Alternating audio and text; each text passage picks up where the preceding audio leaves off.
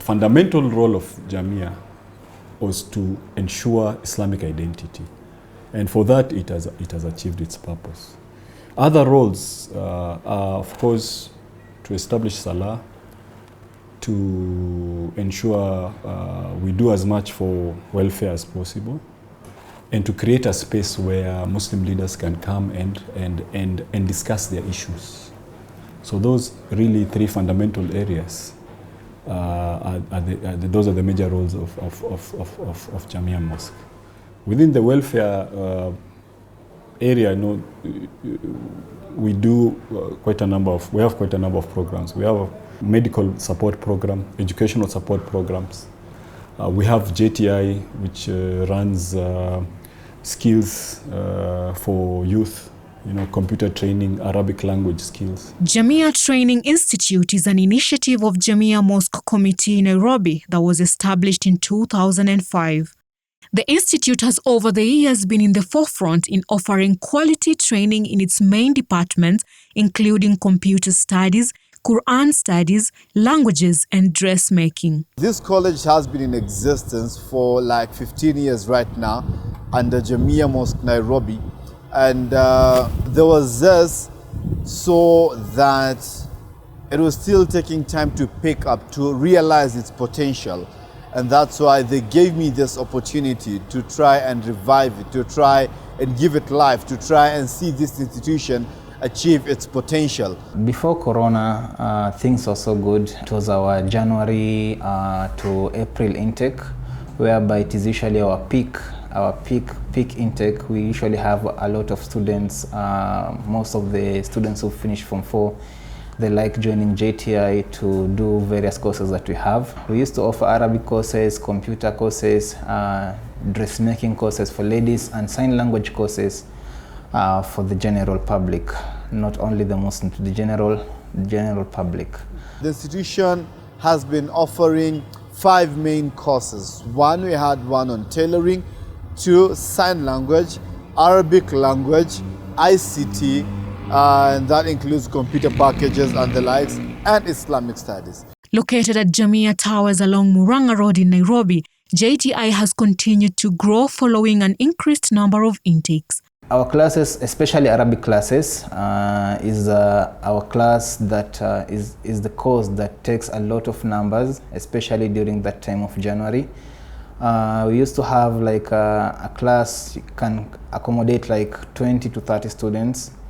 But unfortunately, when Corona came, it was a shock. It was a bang on our head. The institute has thrived over the years with its programs including giving women opportunities to make positive change by providing a pathway for them to become financially stable. One of the things that was in the pipeline and still is in the pipeline, only that it's paused a little bit because of this pandemic, was henna and beautification course. It's a skill. It's on demand in this country. I still want to do a crash course on photography. Photography being part of the larger media industry, it's a whole course on its own. But imagine if you could get an institution, you go in and learn photography in 1 month maximum. Maximum 1 month. You learn photography and you can go outside there and take photos and make money. Staying at home is not an option for many women today. They want to engage in various activities that can help them financially. JTI has started a program that will ensure the women are not left behind. I thought of partnering with local organizations in the informal settlements. When I talk of CBOs, welfares, self-help groups and the likes, and establish centers at the informal settlements, within the informal settlements. Why? Because if you have this center here, then the person is expected to pay transport, expected to have at least some few pennies for drinks or maybe meals, if the class is a long day or the whole day, sorry, right? So we thought of, let's take this particular course to the informal settlements. Meet Alice, a teacher at the new JTI satellite in Kibra, Nairobi. She explains to us how important that program is to her and to other women at large. Training we were targeting the orphans, tulikuwa target orphans, single mothers. There are some who are vulnerable. We were targeting all of them.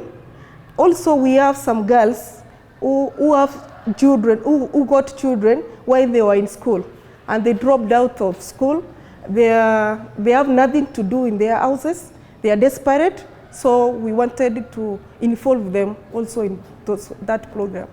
We thought it's good for them to be occupied instead of being idle, because you know, when somebody is idle, there are so many things which they do which is against the law. If the training was far away, like town, they can use transport.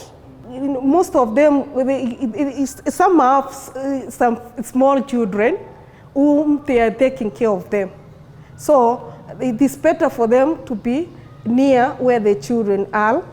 As the effects of COVID-19 continue to be felt across the globe, learning institutions have not been spared. JTI is among the many learning institutions that have been hit hard by the coronavirus pandemic. Unfortunately, when Corona came, it was a shock. It was a bang on our head, whereby, first of all, we had to prepare ourselves for online classes, which no student was available or was prepared for the online class. COVID-19 pandemic caught the country unprepared in several areas, especially in learning institutions where many schools were compelled to adapt to online learning. Now, we took some weeks before we had to plan ourselves and engage ourselves for the online classes, whereby one of the biggest challenges was tracking down the students so that they can join the online classes. Some of them they traveled. Some of them went to Garissa, Wajir, other counties, some of them to Mombasa, Kisumu. So you call this person telling the student that you are required to join an online class that has already started, and she's telling you that, you know what, I am in Marsabit, deep there where there is no network, and unfortunately I can't attend the classes. COVID-19 pandemic caught the country unprepared in several areas, especially in learning institutions where many schools were compelled to adapt to online learning. A situation like this one is tough for the institute, and whereby, one, if the class continues and the student doesn't happen to join that class, then he'll have to drop the class. The student will have to drop the class, which is it is a liability to the institute. It can be a liability to the institute, and also it can be whereby a student will have lost the value of the knowledge that he will want to access. So this was one of the biggest challenges that we faced during the corona lockdown. Then the president gave us an opportunity to open partially, where we did the partial opening but with social distancing. So this meant that the number of students in our classrooms were reduced to less than half, actually, whereby a class which is supposed to take 20 students was now taking 9 students. This was so challenging. It reduced the numbers to a figure that affected all of us, whereby also our teachers had to come in shifts, which now this affects the intake of students, whereby we used to have we usually have 2 hours classes. Now we had to make our teachers to come with shifts, whereby we couldn't manage to have class every time, after every 2 hours.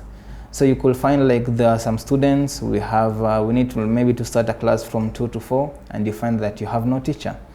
You have no teacher to do that. So you have to make sure this class has to be in a time that we have an available teacher.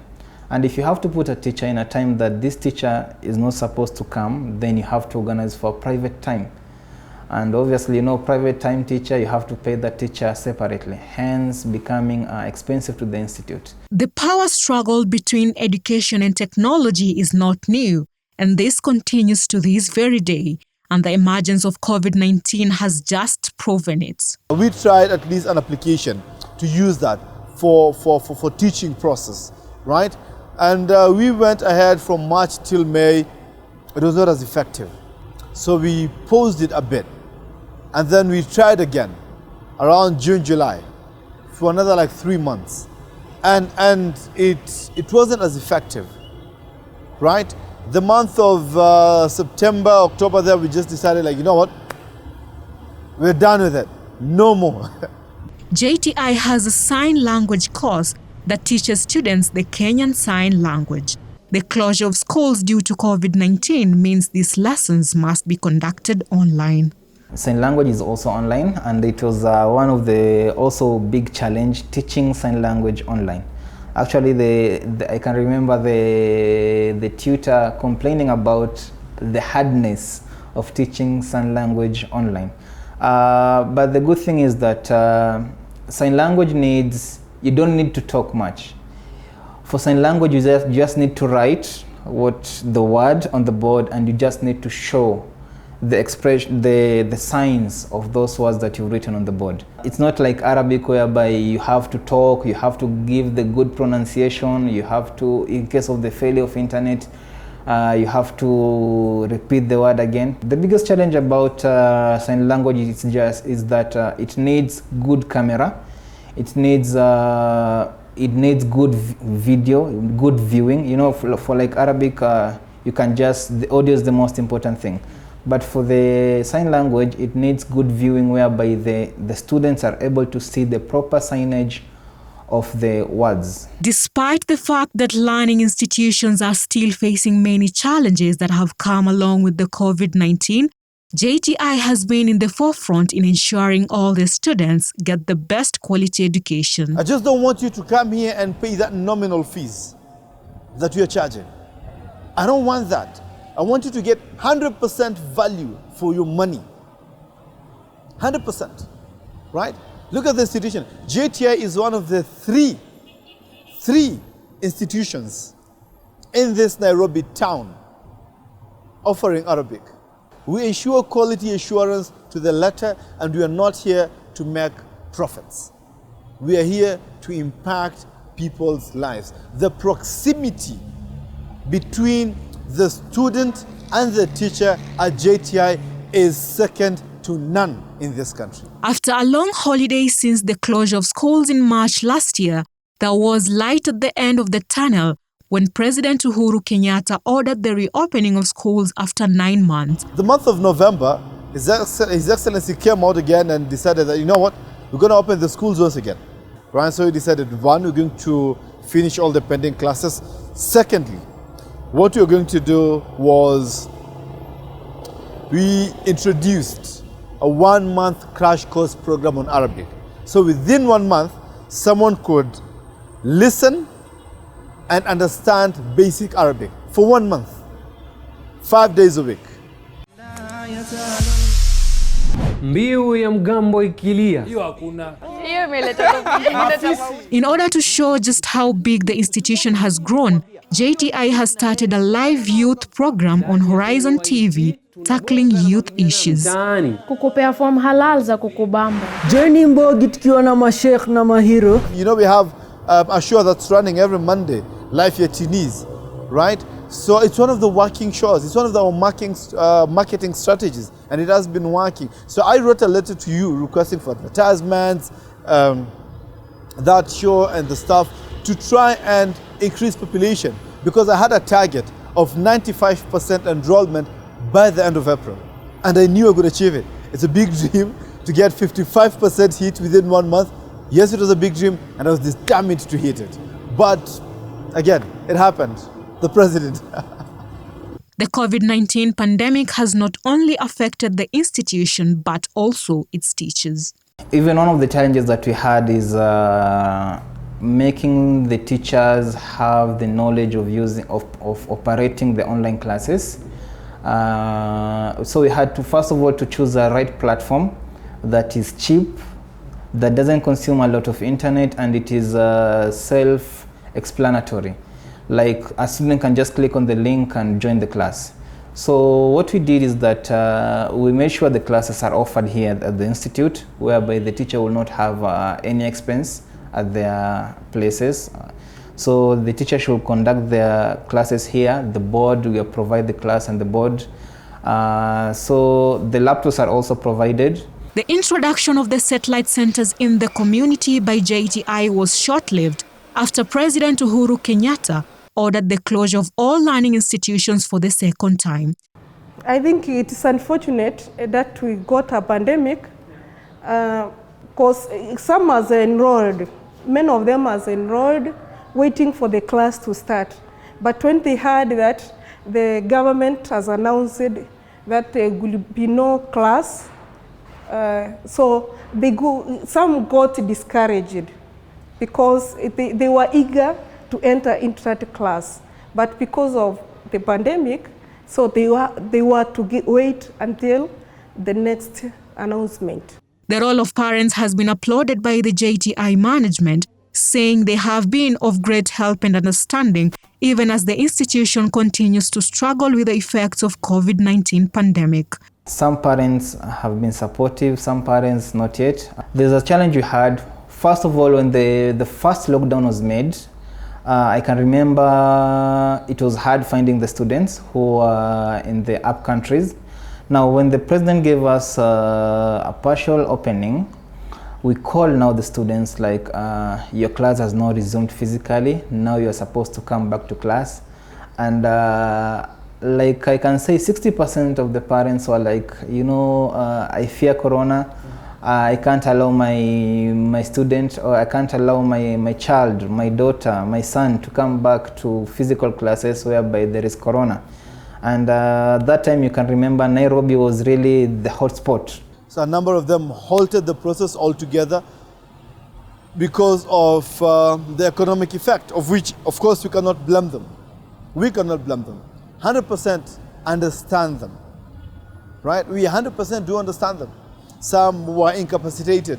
Some parents had to bring their students physically to see if we offer social distancing and provide a safe environment for their kids. For the bigger majority, alhamdulillah, they were very supportive throughout the online learning process. And even right now, when we are doing online classes, right, we still acknowledge and appreciate the support of the parents who their kids study at Jamia Training Institute. Salma Salim, Horizon reports.